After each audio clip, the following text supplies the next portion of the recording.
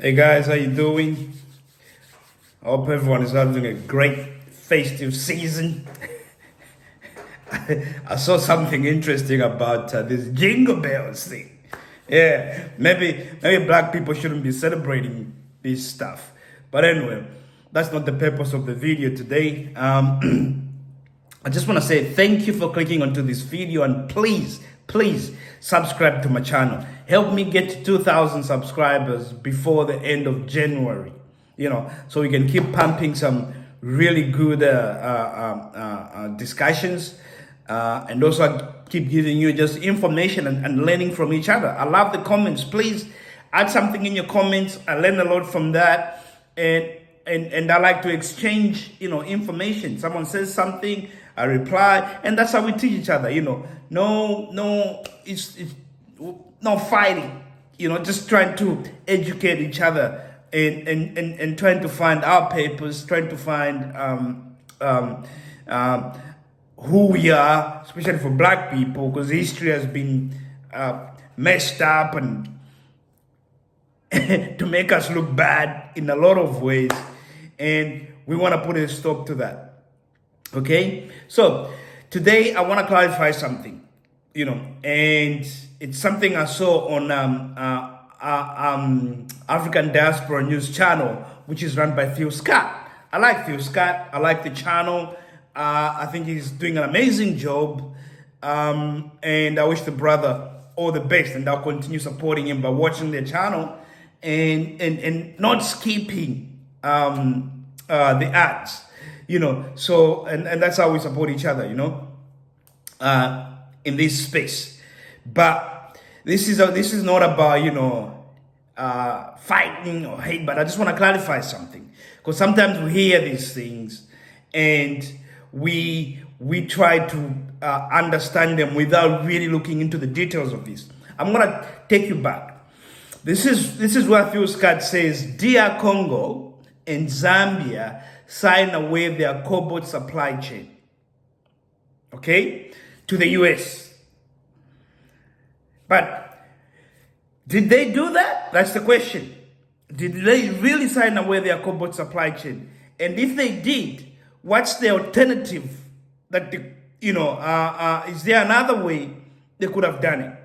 All right, let me take you back to the 1970s. All right, all the way to the 90s. Okay. South Korea, which is now a developed country, was just poor. It was poorer than most African countries. But because South Korea was defended by the US during the Korean War, they had to make sure that South Korea developed more than North Korea. And this is to show people, this is how these things work, that democracy is the way to go. It's not really true, but that's how the US works. So they can say, communism and all this stuff, it's this world and it's poor. But look at democracy and all the good countries. Look at them, they're developed. And the US puts a lot of money into these countries, especially if they defended it.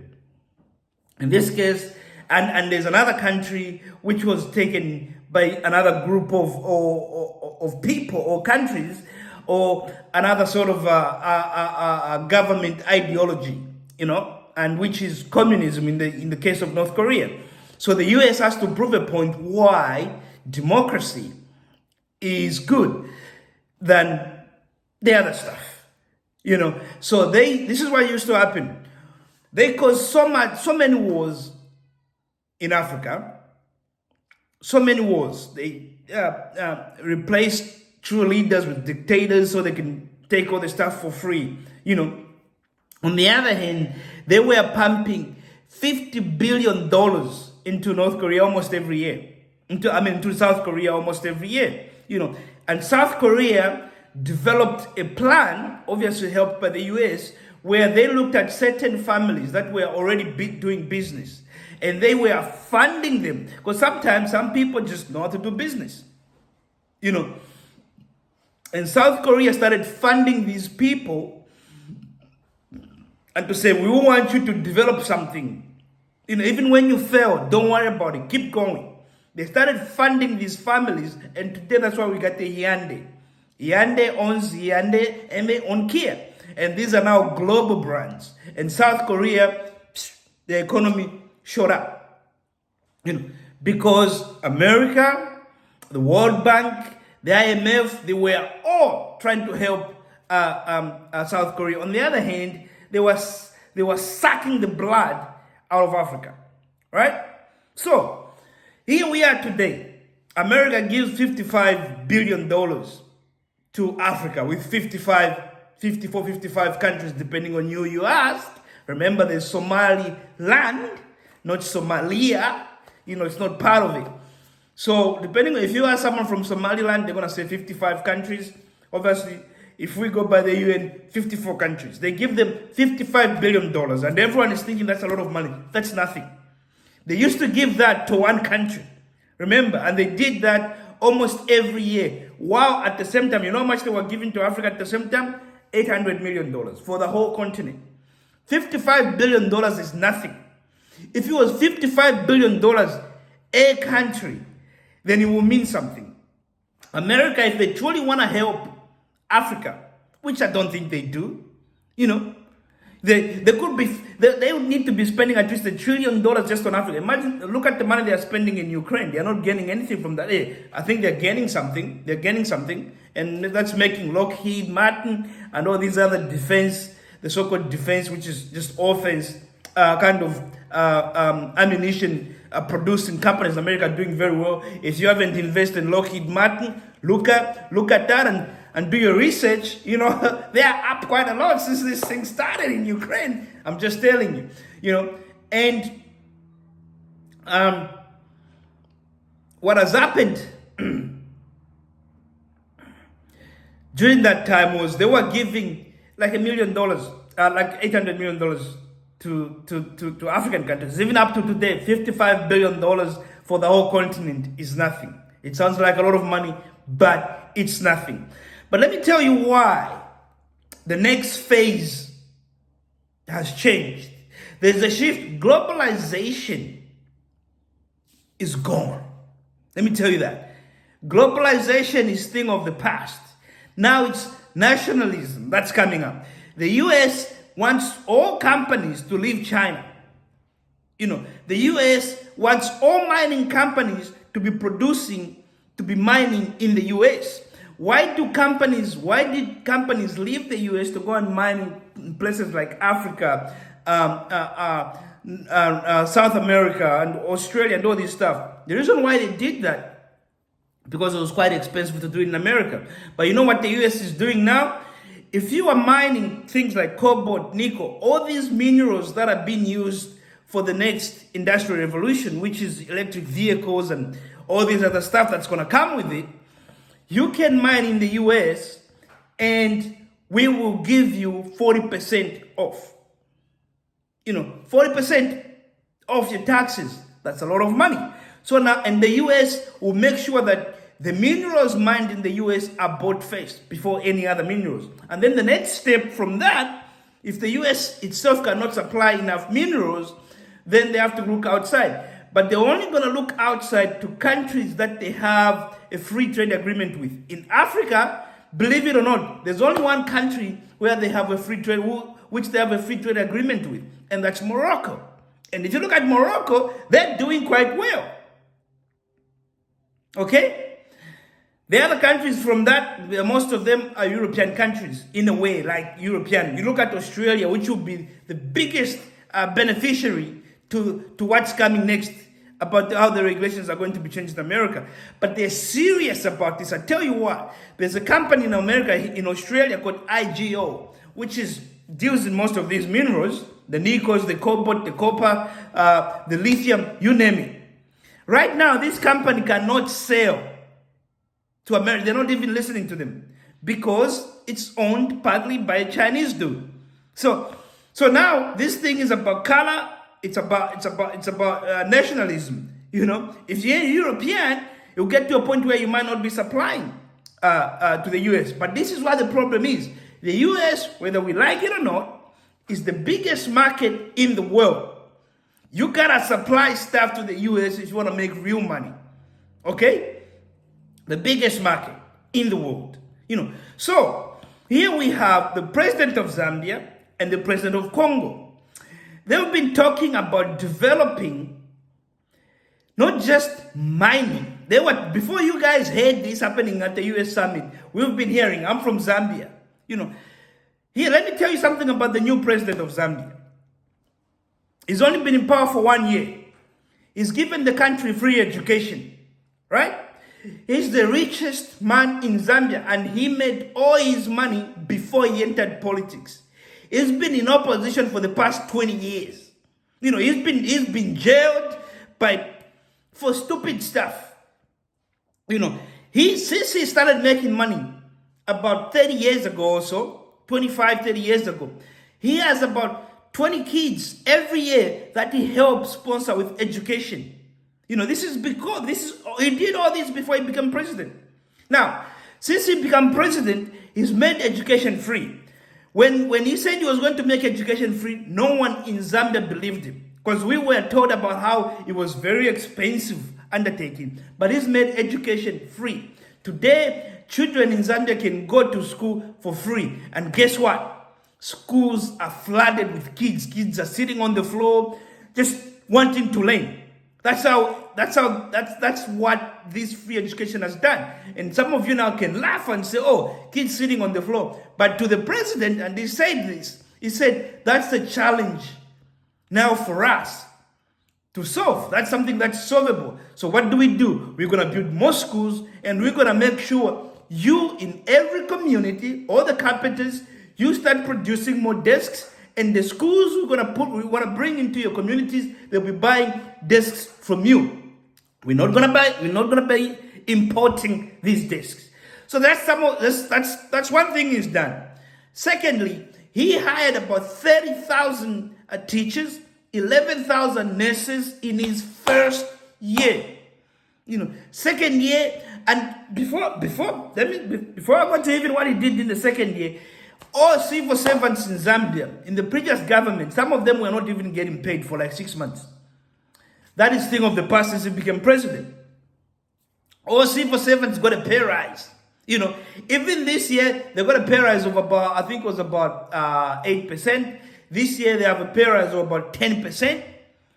These are the things this man is doing. The other thing that is doing is trying to realign or rearrange the tax code when it comes to mining. They want to bring in investors, also promoting the local investors. And what is done, for investors that come into Zambia with money, the local investors have the land, so they don't have to put up the money. You bring in the money and the equipment, we have the land, and we go in 50-50.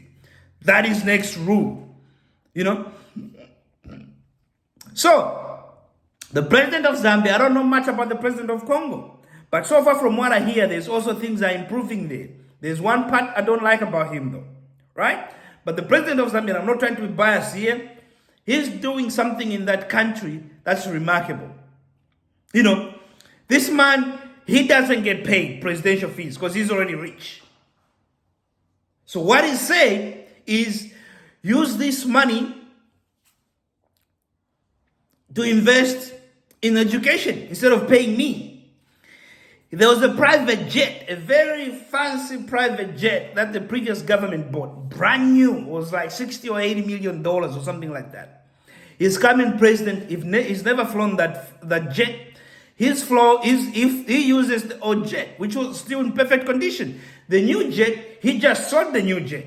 He said the money that we are going to have, we're going to build more border posts to improve security, but also to make sure that people that are trying to smuggle things into the country, make sure no one is doing that, and make sure everyone pays the right taxes. That's something he's doing. Just because some president is African, don't jump on things and say, just look at the bad things. Look at what they're coming from and what they've done in their countries, respective countries. The president of Zambia is doing something. He's fighting corruption. He's looked at all the contracts, especially the road contracts, man. It's crazy how these guys, some of these presidents do things. These guys who have a contractor come in and say, okay, I can build this road for $200 million. And these guys will come in and say, Make that $1.2 billion. We'll give you your 200, and we'll give you 200, but we'll also give you $50 million, and then the rest of the money is ours. And that's what the previous government used to do. And these come in and talked, imagine a road that had a contract of like $1.5 billion. Now, the same contractor, the same quality of road, now they're doing for something like $600 million from $1.5 billion. When they ask the contractor about what happened, the contractor doesn't even know why it ended up at $1.5 billion. So this man in Zambia, from Zambia, President Hakainde Hichilema, is doing something amazing for the country. Now, this cobalt thing, cobalt and nickel and all that stuff, right? He's seeing that this is the future. Already, Zambia has the biggest, this became president. They've managed to arrange something. Zambia today has the biggest nickel mine in Africa under his watch. Okay?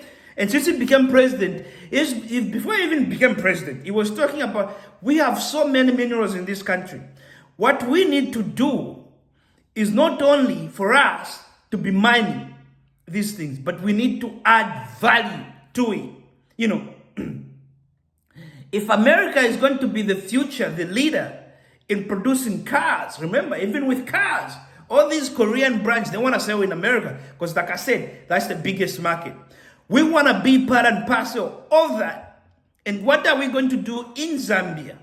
We're not just going to mine cobalt. We're not just going to mine nickel. Now, we want to mine it and we want to add value to it before it's exported. That means if they are using cobalt, nickel, and lithium to make batteries, why can't Zambia start making these batteries and then we sell them? Or we make sure that instead of us just selling raw materials, we do something to the nickel, process it, get it to a point where it's being sold, if it's lithium or whatever, it's being sold as spudamine. Instead of just mining it and selling it as it has been done in most of these places in the past years. So he's doing that. So when you look at the contract that he has with the US, the memorandum that just signed, it sets these things up. Before they even went to the US, him and the president of Congo, President Tshisekedi, they've been talking. He's been going to Congo. The president of Congo has been going to Zambia, discussing how the two countries, because Congo, the biggest producer of cobalt, Zambia produces some, but we're also producing nickel. Congo has probably all the other minerals that are needed to make these batteries. So they've been talking to say, why don't we come together, two countries in Africa coming together, and try to work together and create an industry that's going to employ their people. That's not a bad thing. America is the biggest market. And in some cases, right? I tell you what, there's so many minerals that are leaving Africa right now, and America is not even involved in it. In some of these places, it's not because the companies that are there want to even rip off people. It's because, yes, they want to rip off people, but they are allowed. They are allowed by the leaders there to do this, right? If you look at Australia, the biggest, most of the mines, most of the companies in Australia are actually owned by Chinese, right? But they pay their taxes. They do everything right because they are not allowed to cheat. So when they come to Africa, they want to do the right thing. But if already the system that's there is corrupt, the Chinese aren't there to fix your system. They'll still look at the loopholes. As a businessman, you want to pay less tax. If there's an opportunity to pay less tax, I'm taking it, to pay less tax. That's why the Trumps and all these other people in the US do so well, because they employ accountants who understand the system and know how to beat it legally. Because this is how it don't make sense. Like, even Trump, look at him. Apparently he's never paid taxes for so many years, billions of dollars. And then when they find him 1.5 million. If I haven't paid tax, if I've managed to keep $1 billion without paying tax, or from not paying tax, what's $1.5 million to me? That's nothing. I'll just pay it. Forget about it. Move on. So what the president of Zambia is doing is something remarkable. And I understand America is not a country we can sort of trust, but at the same time, that's the biggest market, and we have to be smart as Africans. If anything, to some extent, as an African, I think we even need to blame some of this blame on people like Theo Scott, the African Americans. You guys are in the greatest or the biggest economy the world has ever seen.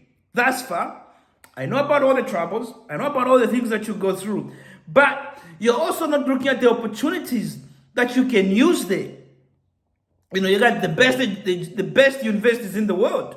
If most of you use those opportunities, you can come back to Africa and actually be in charge of this stuff. Learn how to mine lithium and produce spudamen. You come to Africa, you set up a mining company that's doing that, and you have in America a factory where they're making cars.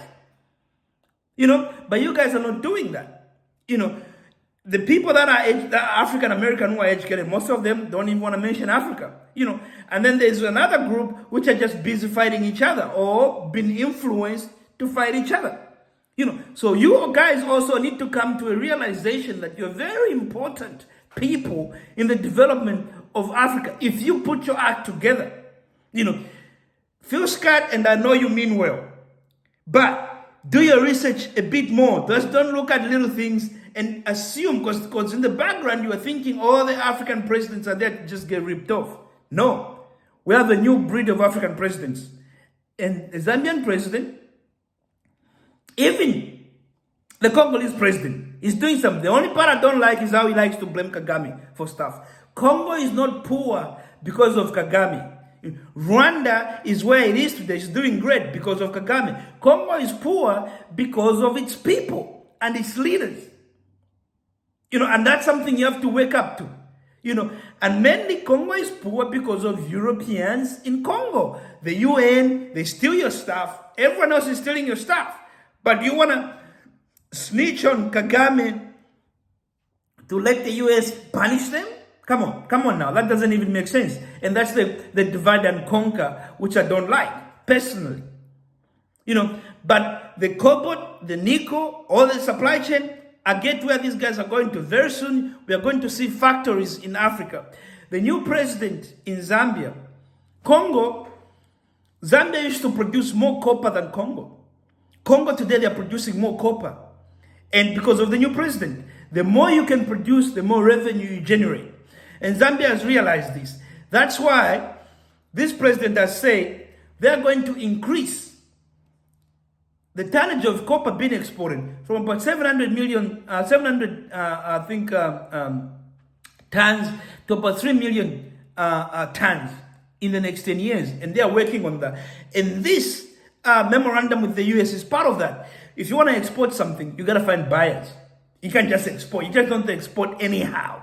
You got to find buyers. And the US, the biggest buyer of everything, because the economy there is based on consumers spending. Consumer spending is what runs the US economy. And this is why black people are very important in spending area in the US. $2.6 trillion every year they spend. You know, but again, the sad part about that, when you ask how much their net worth is zero. So how do we improve that? And I think, Phil Scott, you should be talking a lot more about some of these presidents in Africa who are doing well, and encourage African Americans to get that education and come to Africa and start something. You know, so no, the Congolese government and the Zambian government haven't sold their people to the US. They're trying to do something. Other countries have done well working with the US. When we put up restrictions, when we take charge, so no one takes advantage of us, we can persevere. And these are the things we need to start looking at. It does not, sometimes you gotta do business with people you don't like. You know, sometimes you gotta come together with your enemy just for business sakes to survive. And we have to do that. And I understand African Americans, the way they look at it is a little bit different. But I tell you what, you gotta start coming a lot more to Africa and start learning about some of these things. You know, I know Phil Scott does the tours. Please, jump on it. Get tickets and come to Africa and start visiting these countries. Go Black was in Zambia. He loved it. He loved what was going there. Something is happening in that country, and I'm going to encourage each one of you guys watching this video, wherever you are in the world, to one day visit Zambia. Because in the next 10 years, with the new president that we have, this country is going to undergo a transformation. And you might not want to miss out. Buy a house or something. Buy land or something. Because we're about to fasten our belt, because shit is about to get great. Thanks, guys. Thanks for watching. And please subscribe. Help me get to 2,000 subscribers before the end of January. Thank you. Goodbye.